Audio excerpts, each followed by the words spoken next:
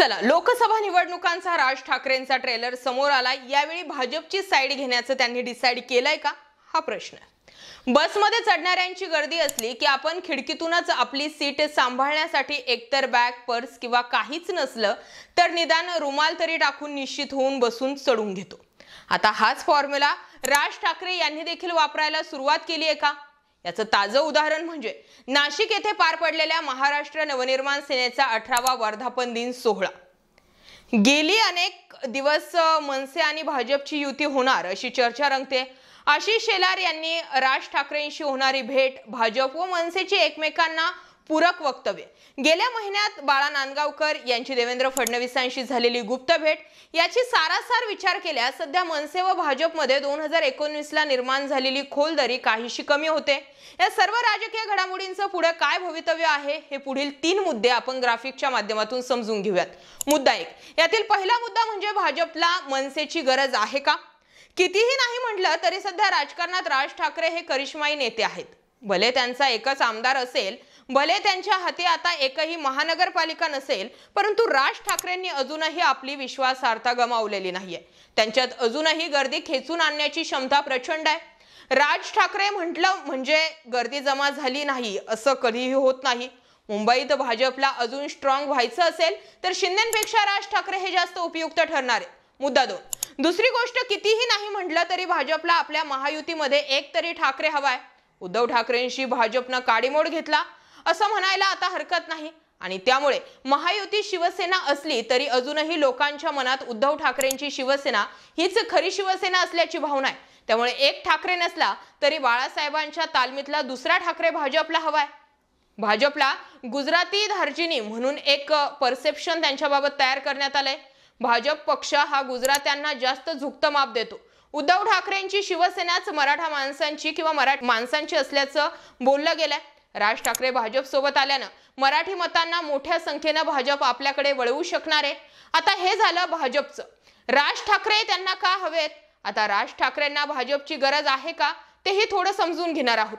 2009 साली झालेल्या विधानसभा निवडणुकीत राज ठाकरेंनी स्वतःच्या बळावर तब्बल 13 आमदार निवडून आणले होते। त्यानंतर 2014 व 2019 अशा 2 विधानसभा निवडणुका लोटल्या गेल्या, परंतु यात राज ठाकरेंना एकदाही पुन्हा 2 आकडे आमदार निवडून आणता आले नाही।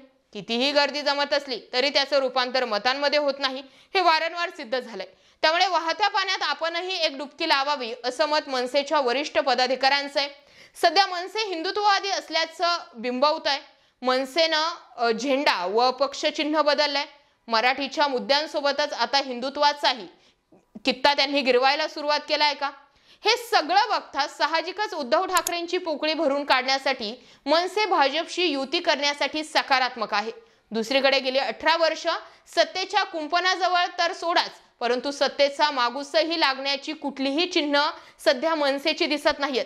त्यामुळे मनसैनिकही आता सतत आंदोलने करून केसेस अंगावर घेऊन कंटाळेत। त्यामुळे आता सत्तेसोबत जाऊनच पक्षाला वाढवता येईल अशी भावना पक्षाच्या पदाधिकाऱ्यांची झाली आहे। त्यामुळे मनसेलाही भाजपची साथ हवी।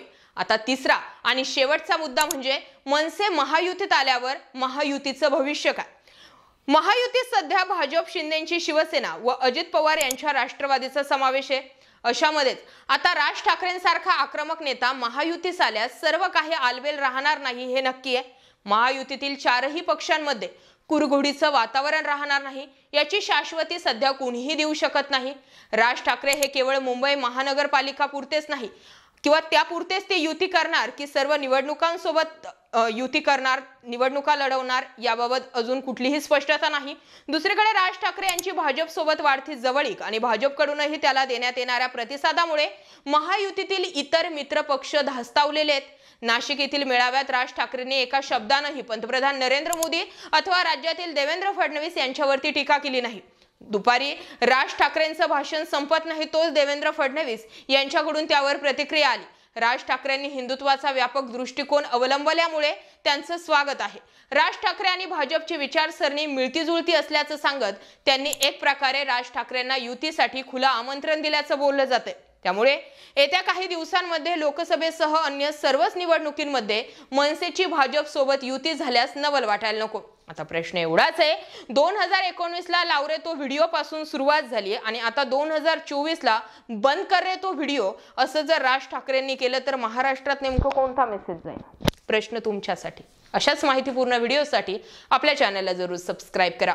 जय महाराष्ट्र पब्लिक.